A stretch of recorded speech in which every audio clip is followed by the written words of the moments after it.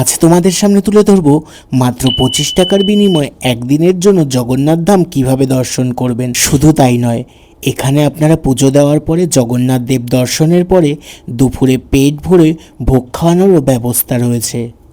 এবার থেকে জগন্নাথ দেবের দর্শনের জন্য আপনাকে আর টাকা খরচা করে যেতে হবে না সুদূর পুরী। খাস কলকাতার বুকেই আপনি দেখতে পাবেন পুরীর জগন্নাথ ধাম মন্দিরের আদলে তৈরি কলকাতার বুকে এক টুকরো জগন্নাথ মন্দির। এই মন্দিরে গেলে আপনি দেখতে পাবেন স্বয়ং জগন্নাথ দেব, বলরাম দেব ও সুভদ্রা দেবীর মূর্তি। চলুন তাহলে জেনে নেওয়া যাক এই মন্দিরে আপনি যাবেনই বা কিভাবে, এখানে পুজো দেওয়ার কি সময়সূচি আছে, কবেই বা আপনি গেলে পুজো দিতে পারবেন, সব সময় গেলে কি পুজো দেওয়া যায় এবং ভোগ খাওয়ানোর ব্যবস্থা আছে কিনা সব। কলকাতা খিদিরপুর বন্দরের উপকণ্ঠে 2002 সালে প্রতিষ্ঠিত হয় কলকাতার এই জগন্নাথ মন্দির। কলকাতায় এই মন্দির নির্মিত হয় বহু মানুষের বহু বছরের কঠোর পরিশ্রম এবং আর্থিক সহায়তা। মহাপ্রভু শ্রী জগন্নাথ দেব, শ্রী বলভদ্র এবং দেবী সুভদ্রা এবং সুদর্শন চক্র এই মন্দিরের ঐতিহ্য মেনেই পূজিত হয়। সেই সঙ্গে এই মন্দির প্রাঙ্গণের প্রবেশ পথের পাশে নির্মিত বটমঙ্গলা দেবীর মন্দিরে মা মঙ্গলার পুজো করা হয়ে থাকে। আপনি যখন মন্দির প্রাঙ্গণে প্রবেশ করবেন ঢুকতেই দেখবেন ভগবান রাধাকৃষ্ণের মূর্তি রয়েছে, আর সাথে মন্দির প্রাঙ্গণটা এতটাই সুন্দর দেখে আপনি মুগ্ধ হয়ে যাবেন। মন্দির প্রাঙ্গণে প্রবেশ করার পরে বাদিকেই দেখবেন পুজো সামগ্রীর দোকান এবং মহাপ্রসাদের দোকান।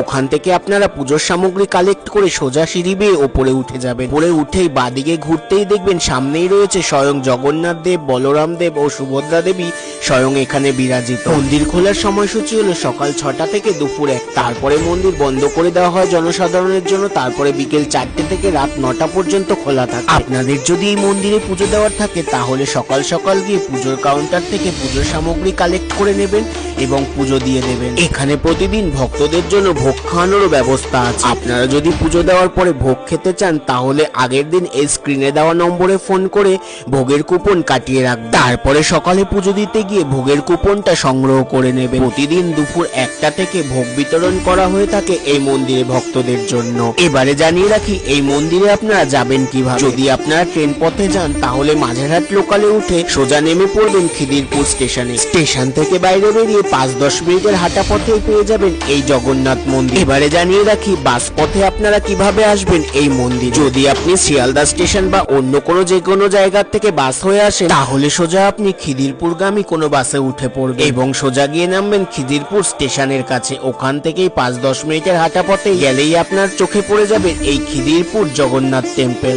তাহলে আপনি কবে যাচ্ছেন এই জগন্নাথ মন্দির দর্শন করতে? না গিয়ে থাকলে একবার অবশ্যই গিয়ে দর্শন করে আসবেন, সাথে পুজোও দেবেন, অবশ্যই ভালো লাগবে। সাথে এটা জানাতেও ভুলবেন না আজকের এই ব্লগটা আপনাদের কেমন লেগেছে। ভালো লাগলে একটা লাইক কমেন্টস করে দেওয়ার অনুরোধ রইল। সাথে এটা জানাতেও ভুলবেন না জয় জগন্নাথ। চলুন এবার তাহলে জেনে নেওয়া যাক এই মন্দিরে আপনারা যাবেন কিভাবে। এই মন্দিরে যাওয়ার জন্য আপনারা শিয়ালদা স্টেশন থেকে খিদিরপুরগামী বাসগুলো হয়েও যেতে পারেন বা ট্রেন পথেও যেতে পারেন। এবারে বলবো বাস পথে কিভাবে আসবেন। যদি আপনি শিয়ালদা হয়ে আসেন বা ধর্মতলা হয়ে বা দক্ষিণ কলকাতার কোনো জায়গা বা হাওড়া হয়ে আপনি অবশ্যই খিদিরপুরগামী যে কোনো বাসে উঠে পড়বেন। বলবেন খিদিরপুর চক্র রেল স্টেশন নামবো, অথবা আপনি বলতে পারেন খিদিরপুর জগন্নাথ টেম্পল নামবো। আপনাকে মেন রোডের ওপর নামিয়ে দেওয়া হবে। ওখান থেকে 2-3 মিনিট পথ হাঁটা আসলেই জগন্নাথ ধাম টেম্পল খিদিরপুরে। সব থেকে আপনার সুবিধা হয় যদি আপনি চক্ররেল হয়ে আসেন তাহলে মাঝেরহাট লোকালে উঠে খিদিরপুর স্টেশন নামবেন। খিদিরপুর স্টেশন থেকে বাইরে বেরিয়ে এসে মেন রোড ধরে সোজা হাঁটবেন ডান দিকে কিছুটা হেঁটে আসলেই ভেতর দিকে একটা রাস্তা ঢুকে গেল। ওখান থেকে 2-3 মিনিটের হাঁটা পথেই আপনি পেয়ে যাবেন খিদিরপুর জগন্নাথ ধাম। প্রতিদিন দুপুরে এখানে কিছু অর্থের বিনিময়ে ভক্তদের ভোগ বিতরণেরও ব্যবস্থা রয়েছে।